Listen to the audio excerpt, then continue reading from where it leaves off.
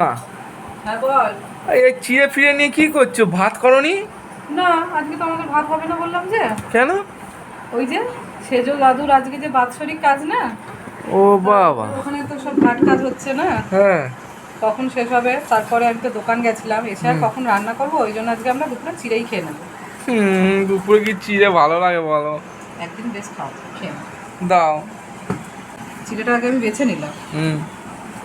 এবার আমি জল দিয়ে ধুয়ে নিই ভালো করে এটাকে 2-3 বার করে। দাও।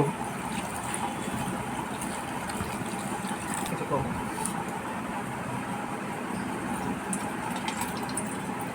পরিষ্কার করে ধুয়ে নিয়েছি। হ্যাঁ গো মা। এবার আমি এর মধ্যে দিয়ে দিচ্ছি চিনি, দিয়ে দিলাম চিনি। বেশি চিনি দিও না, মোটাই যাবো আবার। আর এই দেখ দিয়ে দিচ্ছি নুন। নুন কেন দেবো? নুনটা দিলে, চিনিটা দিলে বেশ ভালো ব্যালেন্স হয়। আর এই দেখ, এই মিষ্টিটা দেবে না?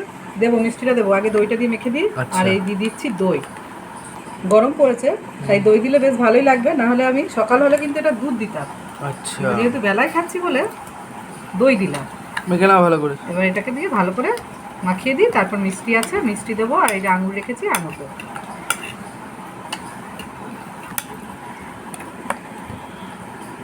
ও মা, মিষ্টি তো দাও।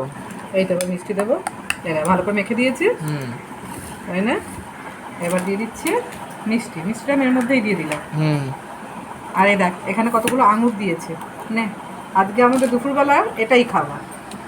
তো বন্ধুরা, আজকে আমাদের দুপুরের খাবারটা তোমাদের কীরকম লাগলো সেটা জানিও। অবশ্য গরমের দিনে এটা খেতে কিন্তু বেশ ভালোই লাগে।